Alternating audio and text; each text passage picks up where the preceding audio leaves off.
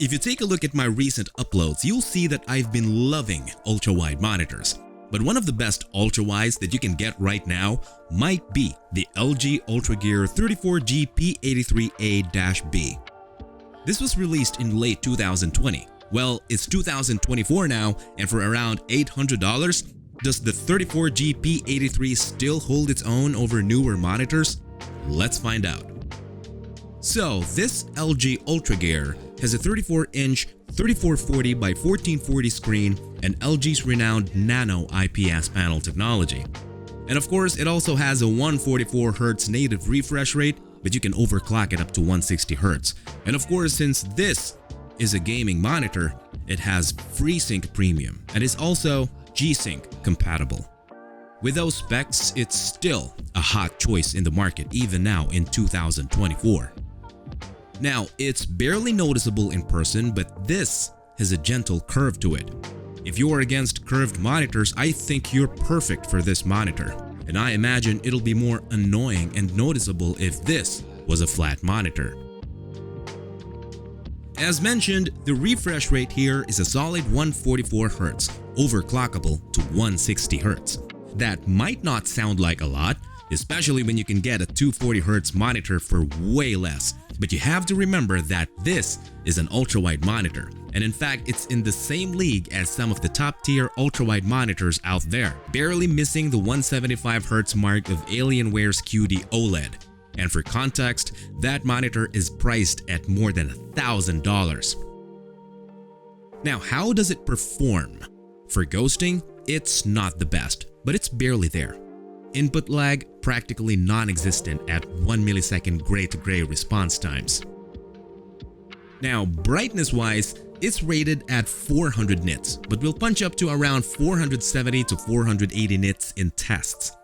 However, HDR is a mixed bag. Great for games and decent in Windows, but don't expect those super deep blacks. It's vibrant, sure, but the HDR tech of today has definitely moved forward. For the creators out there, this monitor's color accuracy is top-notch, as you can expect from an IPS panel. It covers 98% of the DCI-P3 space, and of course, being from LG, this has been factory calibrated. And if you ever need more colors, it also supports 10-bit color, although you have to turn the refresh rate overclock off and have your monitor live at 144Hz. Now, I think the trade-off is worth it if you work on color-critical tasks. And I think the difference between 144Hz and 165Hz is barely noticeable. It's still super smooth, and every performance aspect basically remains the same. Ghosting and response times will still be great. Now, being an IPS panel, this has a 1000:1 contrast ratio.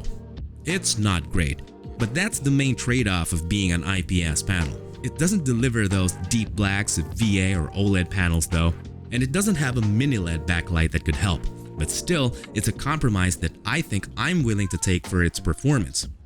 But if you love those deep blacks, I recommend either the more expensive Alienware QD OLED or the cheaper Gigabyte G34WQC with a VA panel. I'll leave both links in the description box below if you're interested. Now let's talk about the design, starting with the navigation controls. If you're familiar with LG monitors, you know that using their monitor menu is a breeze. It has joystick control, and there's literally no learning curve to using this, unlike other monitors with their crappy buttons. The stand offers height and tilt adjustments, and a bit of rotation just to level things out. The thing I love with LG monitors is that they put gas struts on their stands, which makes adjusting the height much easier.